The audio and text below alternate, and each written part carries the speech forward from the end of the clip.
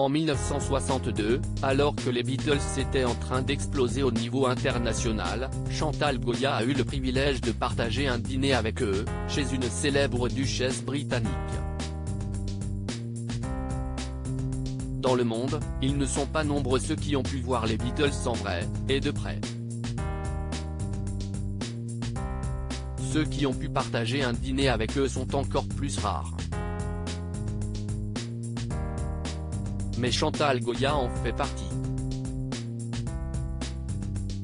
La chanteuse française de 80 ans, qui repart en tournée avec un tout nouveau spectacle baptisé Sur la route enchantée, a raconté cette jolie parenthèse sur le plateau de Télématin ce dimanche 4 décembre sur France 2. Ils étaient fascinés car j'étais française. J'habitais à Paris, à Saint-Germain-des-Prés, a expliqué l'octogénaire aux journalistes Maya Loki et Damien Thévenot, en imitant l'accent britannique des Beatles lorsqu'ils prononçaient Saint-Germain-des-Prés. Un dîner incroyable à parler de Paris avec les Beatles, mais comment Chantal Goya, qui était toute jeune à l'époque, a-t-elle pu se retrouver à la table de John Lennon, Paul McCartney, George Harrison et Ringo Starr un soir de 1962 dans une magnifique demeure londonienne, grâce à son chéri de l'époque.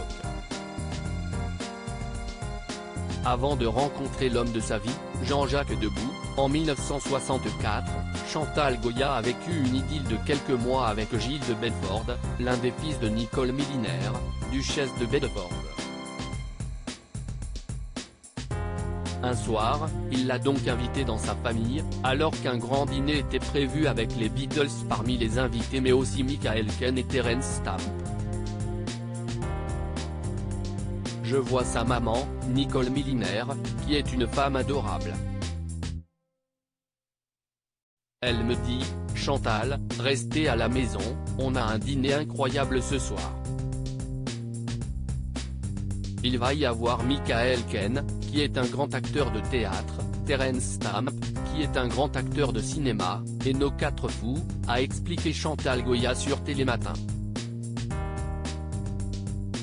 Et les quatre fous, évidemment, c'étaient les Beatles, dont la carrière explosait au début des années 60.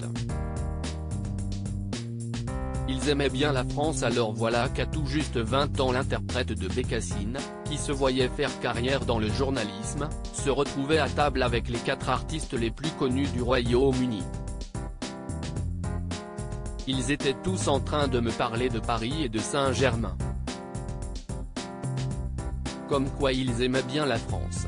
Et il est vrai que les Beatles et la France, c'était une grande histoire d'amour depuis leur tout premier concert au Cyrano de Versailles, le 15 janvier 1964, la veille de leur grand concert à l'Olympia. Article écrit en collaboration avec 6 Médias.